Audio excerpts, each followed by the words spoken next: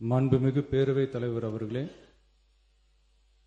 விவசாயிகள் நெல் மற்றும் கரும்புகளை பயிரிடவும், அறுவடை செய்திடவும், விற்பனை செய்திடவும் தங்களது உடல், பொருள், ஆவி அனைத்தையும் செலவிட்டு மேற்கொள்கின்றனர். தற்சமயம் தமிழ்நாட்டின் ஃபினான்ஷியல் பொசிஷன் சரியில்லாமல் இருந்தாலும் நெல் மற்றும் கரும்பு பயிரிட்டுள்ள விவசாயிகளின் நலனை பாதுகாக்க வேண்டும் என கருதி தமிழ்நாட்டின் வரலாற்றில் இல்லாத அளவில் மாநில அரசின் நெல் மற்றும் கரும்புக்கான ஊக்கத்தொகையை அதிகரிக்க முடிவு செய்துள்ளோம்.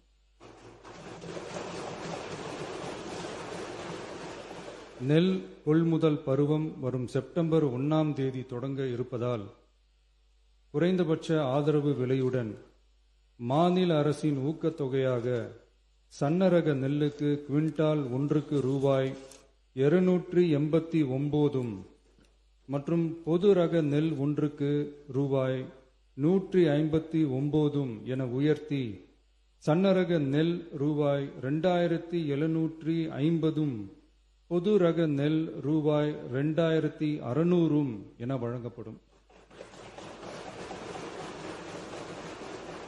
மாநில அரசு நெல்லுக்கான ஊக்கத்தொகையினை ஓராண்டில் 156 ரூபாய்க்கு மேல் உயர்த்தி வழங்குவது வரலாற்றில் இதுவே முதல் முறையாகும்.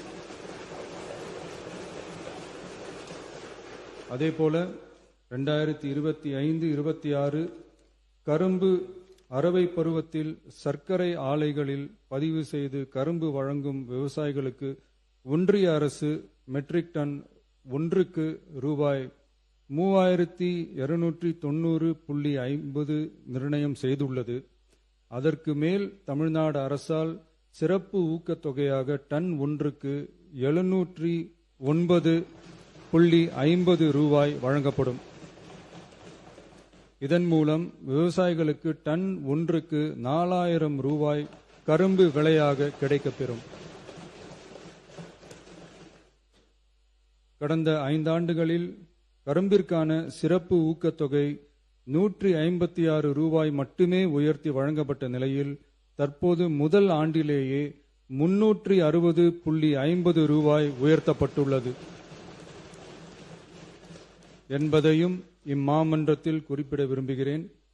மாநில அரசால் கரும்பு சிறப்பு ஊக்கத்தொகையாக மெட்ரிக் டன் ஒன்றுக்கு ஓராண்டில் 134 ரூபாய்க்கு மேல் வழங்கப்படுவது வரலாற்றில் இதுவே முதல் முறையாகும். நமது அரசு எப்போதும் விவசாயிகளை ஒருபோதும் விட்டுவிடாமல் அவர்களோடு தோளோடு தோள் கொடுத்து விவசாயம் சிறக்கவும் ஊரக வாழ்வாதாரம் சிறக்கவும் என்றும் உறுதுணையாக இருக்கும். நன்றி.